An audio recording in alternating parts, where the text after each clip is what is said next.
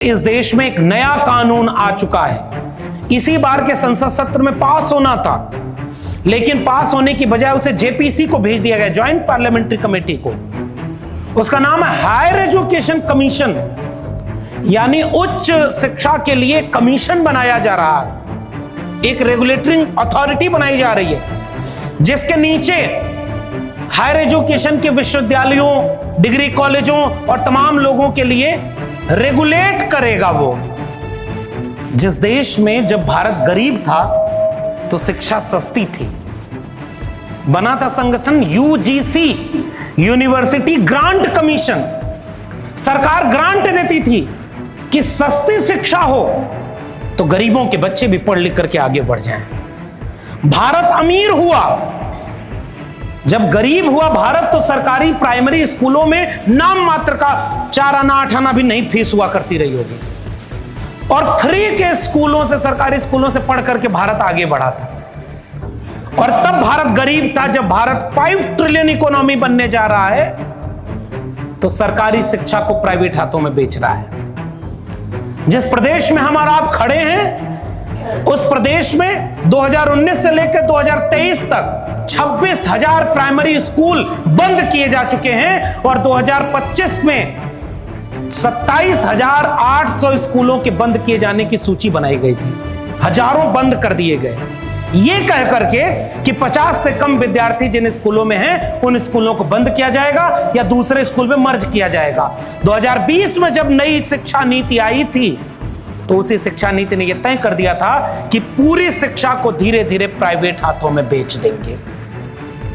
जैसे बिजनेसमैन के लिए उद्योग होती है, उसी तरह शिक्षा व्यवस्था एक उद्योग बन जाएगी। और इस सब पर हम लोग दिल्ली में बहुत लड़े। जिस प्रोफेसर की डायरी का जिक्र आपने किया है, किताबों का स्टॉल, तो मैं ऐसे हर कार्यक्रम में कहता हूं, गुजारिश भी करता हूं, 10 लोगों का भी जब कार्यक्रम करिए तो बगल में किताबों का स्टॉल जरूर लगाइए। कोई आपके स्टॉल से पढ़ कर जाए, वहां से किताब खरीद कर जाए कि बाबा साहब डॉक्टर अंबेडकर ने एनिहिलेशन ऑफ कास्ट में क्या लिखा है, महात्मा ज्योतिबा फूले ने गुलामगिरी में क्या लिखा है, संतराम बीए प्रजापति की भी कोई किताब है क्या, इस समाज को तो अभी वो भी नहीं पता। शिवदयाल सिंह चौरसिया के ऊपर कोई किताब है क्या, कोई चंद्रिका प्रसाद जिज्ञासु जो कलवार जाति से आते थे उनके ऊपर कोई किताब है क्या, महामना राम स्वरूप वर्मा ने अपने जीवन में क्या क्या लिखा, बाबू जगदेव प्रसाद कुशवाहा ने क्या क्या लिखा। जगदेव बाबू ने अपने नाम के आगे से जाति हटा दी थी, जैसे पेरियार ललई सिंह यादव ने अपने नाम के आगे से यादव हटा दिया था। और मैं बोलता हूं तो कई लोग नाराज होकर आते हैं, पुराने लोग, और कहते हैं कि जो जगदेव प्रसाद कुशवाहा हटा दिए थे आप उनका नाम कुशवाहा क्यों कहते हैं। मैं कहता हूं, मैं जानबूझ के कहता हूं, जैसे पेरियार ललई सिंह यादव कहता हूं, कि उस समाज के नई पीढ़ी के लोगों को पता चले कि ये हमारे समाज का है, तो कम से कम उसी बहाने तो अपने समाज के लोगों को किताब पढ़ लो और पढ़ के जानो तो सही कि उन्होंने ये नाम हटाए क्यों थे। एक किताबों का स्टॉल जरूर हर कार्यक्रम में ऐसे लगाइए। अखबारों में विज्ञापन छपता है साहब, 1200 रुपए का पिज्जा भारी छूट पर 1000 रुपए में मिल रहा है और उसके साथ कोको कोला की बोतल फ्री मिलेगी। दौड़ करके आप जाएंगे उसे खरीदने। 1000 रुपए का पिज्जा 5 आदमी खा सकते हैं, पूरा परिवार साथ में खाता है, महंगा नहीं लगता। वो जो अगले 24 घंटे बाद वो पिज्जा कहीं नहीं होता है, लेकिन 500 रुपए की किताब खरीदनी पड़े तो किताब महंगी लगती है। मैं आपसे कहना चाहता हूं, 500 रुपए की किताब 5000 लोग पढ़ सकते हैं, और अगर विचार जाए तो वो हजारों लोगों की जिंदगी बदल सकता है। इसलिए मेरी गुजारिश, मैं इस पूरे मंच का शुक्रिया अदा करता हूं कि इस मंच पर एक भी फूल माला नहीं है। बहुत बधाई आपको। फूल माला पर पैसा क्यों खर्च करना, जितना पैसा बचे उसकी किताबें खरीदिए, किसी की शादी में जाइए, बर्थडे पार्टी में जाइए, किसी के घर मिलने जाइए, कोई गुलदस्ता भेंट मत करिए, उतने ही पैसे की कोई किताब खरीद करके भेंट करिए। देखिए अपने आप विचारों की क्रांति आगे बढ़ना। ये मैं गुजारिश करने वाला हूं। इसलिए मैं कहता हूं कि जब भी जाइए, जो नहीं किताब खरीद सकता है वो मांग के पढ़े, जो किताब खरीदने में सक्षम नहीं है वो सक्षम लोग उनके घर तक किताबें पहुंचाएं। हम जानते हैं कि मोबाइल के आने के बाद पढ़ने का कल्चर कम हो गया है, लेकिन फिर भी हमारे पास कुछ लोग आए मिलने, उन्होंने सुबह भी बताया कि साहब जिनसे लड़ाई है आरएसएस से, वो सैकड़ों रुपयों की किताबों को मुफ्त में घर घर पहुंचाते हैं। कभी आपने देखा चौराहे पर जहां गाड़ी खड़ी हो, कुछ किताबें मुफ्त में लेकर के लोग आ जाते हैं, साहब ये किताब ले जाइए, जीवन बदलने वाली किताब है। आपके पास भी पता चला होगा, समझदार को इशारा, नाम काफी नहीं, नाम लेने की जरूरत नहीं, मुफ्त में उनकी किताबें जाती हैं। हमारी किताबें तो कोई पढ़ता ही नहीं साहब। खोजिए ना कि संतराम बीए फाउंडेशन ने 3 किताबें, अभी ये सुरेंद्र प्रजापति जी कल बैठे थे तो ये भी उसका जिक्र कर रहे थे, और जब मेरे पास वो किताबें आई और मैंने जाना देखा कि वो इस इतिहास का वो गवाह चैप्टर, पूरे जीवन कितना संघर्ष किया उन्होंने। अभी मैं इसमें वक्त खर्च नहीं करूंगा, बाद में और वक्त है। लेकिन खोजिए साहब, जात पात तोड़क मंडल से लेकर के बाबा साहब अंबेडकर को बुलाना, भाषण देने के लिए तैयार करवाना, भाषण नहीं हो पाया, 1936 में एलिना शराफ कास्ट किताब आई, वो इतिहास तो हमें पता ही नहीं, और नई पीढ़ी को अब बिल्कुल नहीं पता है। किसी मुगालते में हम न रहें। पुराने लोगों को हमेशा ये शिकायत रहती थी कि हम लड़ाई हार रहे हैं। मैंने बहुत सोचा तो मुझे लगा इसलिए हम लड़ाई हार रहे हैं क्योंकि हमने नई पीढ़ी को इस तरह के आयोजनों से दूर कर दिया है। इसी सभागार में औसत उम्र निकाल लीजिए तो 50 साल के ऊपर होगी, और हमारा नौजवान कहीं और भटका हुआ है। अचानक कोई आएगा और उससे कहेगा धर्म खतरे में है, वो उस वाली रैली में तुरंत शामिल हो जाएगा, वहां चला जाएगा, क्योंकि उसको पता ही नहीं कि उसकी शिक्षा भी खतरे में थी, ये बात कोई बताया ही नहीं, उसका रोजगार खतरे में था, ये कोई बताया नहीं। इसीलिए हमने प्रोफेसर की डायरी लिखी। नौकरी गई नहीं गई वो कोई बात नहीं, 22 साल टीवी में काम किया है इन्होंने, नवीन जी ने, और जब बोलेंगे तो बताएंगे कि मीडिया में आपने अपने कितना मीडिया हाउस खड़ा किया।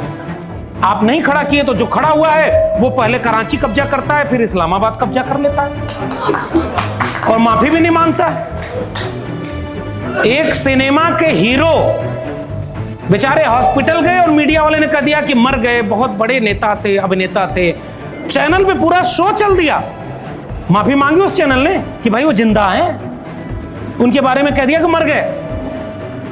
तो मीडिया हमने ऐसा बनाया, हमारे लोगों को कौन देखता है, यूट्यूब चैनल भी नहीं हमारे खड़े हो पाते।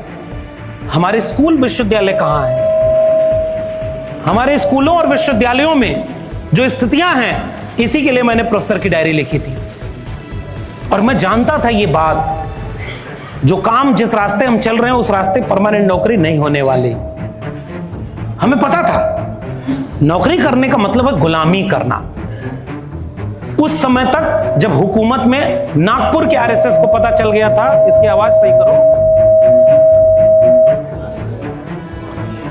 सामाजिक न्याय के कार्यक्रम में आप समझ जाते हैं कि कार्यक्रम कैसे होता है, और उनके कार्यक्रम में देखिएगा साउंड सिस्टम कैसा होता है, क्योंकि हम अपने कार्यक्रमों को मदद भी कहां करते हैं। तो इसलिए बहुत विपरीत परिस्थितियों में कार्यक्रम हो पाते हैं। मैं निवेदन यह करना चाह रहा हूं कि जो नई शिक्षा नीति 2020 में पास की गई, कोविड में पास हुई थी, ये जान के आपको आश्चर्य होगा। और जिस समय दुनिया कोविड से लड़ रही थी, उस समय हमारे देश में 3 कानून संसद से पास हुए थे, कृषक सुधार कानून, श्रमिक सुधार कानून और नई शिक्षा नीति 2020। आप जानकर आश्चर्य करेंगे, और मैंने ये बात अपनी किताब में लिखी, संसद में बहस हुए बिना इस देश की शिक्षा नीति पास हो गई और लागू कर दी गई।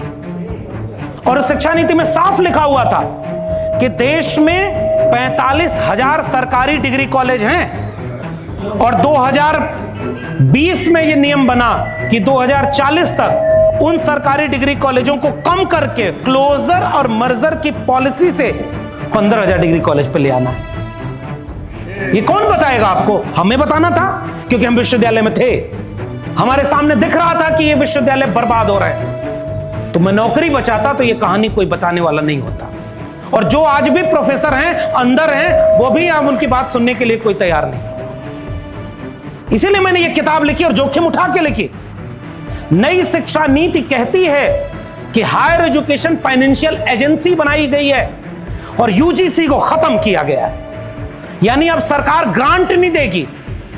2014 का एजुकेशन बजट टोटल जीडीपी का 5.6% हुआ करता था। 2025 में जब फरवरी में बजट पेश हुआ तो जीडीपी का, टोटल जीडीपी का 2.6% एजुकेशन बजट बना दिया गया। 10 साल में एजुकेशन बजट घटाकर आधा कर दिया गया, इसीलिए क्योंकि विश्वविद्यालयों को कह दिया गया है कि अपना पैसा आप खुद जनरेट करिए, आप खुद से पैसा जनरेट करिए। तो विश्वविद्यालय या स्कूल कहां से पैसा जनरेट करेगा? खर्चा कम करेगा, आमदनी बढ़ाएगा। खर्चा कम करने के लिए विश्वविद्यालय में प्रोफेसरों को टेम्परेरी पर नौकरी रखेगा। मेरे विश्वविद्यालय में, दिल्ली विश्वविद्यालय में जो सीनियर प्रोफेसर है उसकी सैलरी आज की तारीख में 2.5 लाख रुपए है। खोजना इस देश के SC ST OBC, तुम्हारे कितने प्रोफेसर 2.5 लाख सैलरी पाकर वहां बैठे हैं? और जो बैठे होंगे उनमें से 90% क्या कर रहे होंगे ये कहने की जरूरत नहीं। कोई पे बैक टू सोसाइटी नहीं है, उनमें 10% होंगे अच्छे लोग होंगे। आपके लोग तो वहां पहुंच ही नहीं पाए। उनको पेंशन मिलती थी, पेंशन खत्म हो गई, आपके हाथ से शिक्षा पूरी तरह छीन ली गई।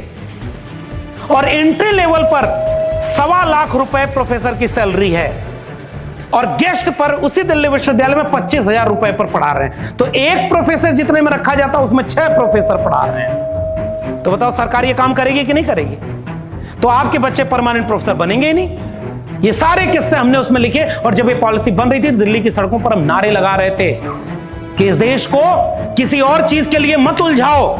इस देश में अगर सबसे बड़ा आंदोलन किसी चीज का करना है तो शिक्षा बचाने का आंदोलन करना चाहिए। ये कलम और किताब बेची जा रही है और इसको बचाने के लिए हमको सड़क पर आना चाहिए। और मैंने अपनी किताब में ये वाक्य लिखा है कि आज से 25 साल बाद, 50 साल बाद सरकारी स्कूल नाम की जब कोई चीज नहीं बचेगी, सरकारी विश्वविद्यालय नहीं बचेंगे, प्राइवेट स्कूल और प्राइवेट विश्वविद्यालयों का अंबार खड़ा होगा, गरीबों के बच्चे बाहर मजदूर बनेंगे, अमीरों के मुट्ठी भर बच्चे विद्यालय में पढ़ेंगे और विदेश जाएंगे। उस समय जब आने वाली पीढ़ी 50 साल बाद खोजेगी कि जब ये बर्बादी हो रही थी तब कोई बोला कि नहीं बोला, कम से कम प्रोफेसर की डायरी उन्हें बताएगी कि हाँ कोई नौकरी कुर्बान करके भी कह रहा था कि तुम्हारी शिक्षा बेची जा रही। इसलिए मैंने ये काम किया, और मैं जानता हूं कि ये कोई बड़ी बात नहीं है। नौकरी जाने के बाद सब लोग तारीफ बहुत करते हैं। साहिल के तमाशाई हर डूबने वाले पर अफसोस तो करते हैं, इमदाद नहीं करते। इमदाद का अर्थ होता है मदद करना। तो जो साहिल पर खड़े होकर तमाशा देखते हैं वो अफसोस तो करते हैं कि बेचारा डूब रहा है, बड़ी कुर्बानी दी, बेचारे ने नौकरी छोड़ दी। लेकिन उसके बाद क्या समाज उनकी हिम्मत बन पाया? कि जिन पत्रकारों को, हमारे एक मित्र हैं सुमित चौहान, नवीन जी हैं, और मैंने कई बार जगह वो बात कही है, नवीन जी बोलते, मैं पहले ही प्रसंगवश बोल दे रहा हूं। इन्होंने कई जगह ये सवाल पूछा कि बाबा साहब अंबेडकर 5 अखबार निकालते थे, चंद्रिका प्रसाद जिज्ञासु, संतराम BA, और उसके बाद मामना राम स्वरूप वर्मा, पेरियार ललई सिंह यादव, सब अखबार निकालते थे। सस्ता प्रेस तो ललई सिंह जी ने अपने आंख खोला था, जमीन बेच करके प्रेस खोला था कि किताबें छपेंगी तो मेरा समाज जागरूक होगा। कहां है वो सारी अखबार, वो प्रेस, वो चीजें? खत्म हो गई साहब, बचाया ही नहीं कोई। इसलिए लड़ाई कितनी, मैं एक बात बहुत ईमानदारी से कहना चाहता हूं, हम वो लड़ाई हार चुके हैं। हम हार चुके हैं। हम स्कूल नहीं बंद होने से बचा पाए। और ये वही प्रदेश है जिसमें जब सरकारी स्कूल बंद हो रहा था तो कुछ पॉलिटिकल पार्टी के लोग जब कहे कि स्कूल बंद नहीं होगा, हम इसके सामने PDA पाठशाला चलाएंगे, इसी हुकूमत ने पढ़ाने वाले लोगों पर मुकदमा किया और उन्हें जेल में डाला है। हमारा समाज नहीं खड़ा हो पाया उनके साथ। जो लड़ेगा वो अगर मुकदमा खाएगा। ये हमारे गंगवार जी बैठे हुए हैं, मैं तो आज सार्वजनिक मंच पर आपको बधाई देता हूं कि आपने कितना क्रांतिकारी काम किया था। और उस समय भी हमने आपके ऊपर वीडियो बनाई थी, कांवड़ लेने मत जाना तुम, ज्ञान के दीप जलाना। आप सोचिए कितना शानदार है वो। टीवी पर डिबेट हुई, ये शिक्षक धर्म के विरोध में बोल रहा है और ये खराब काम कर रहा है।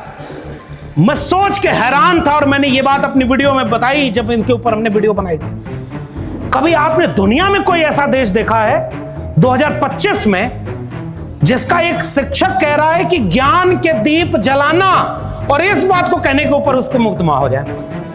ज्ञान के दीप जलाने की बात कहने पर उसके ऊपर मुकदमा हो गया।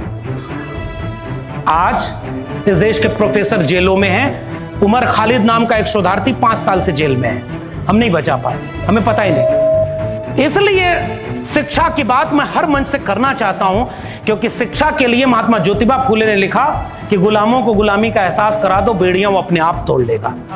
इसलिए हम चाहते हैं कि गुलामी की बेड़ी कौन पहचान कराता, वो शिक्षा थी। और शिक्षा केवल डिग्री से नहीं होती, वरना डिग्रियां फर्जी भी निकल जाती हैं। समझदार को इशारा काफी। हम तो ऐसे नायकों को जानते हैं कि डॉक्टर अंबेडकर के पास दर्जनों डिग्री थी और एक भी फर्जी नहीं थी, ओरिजिनल डिग्री थी। आजकल तो पता ही नहीं चलता कि कौन चौथी पास है और कौन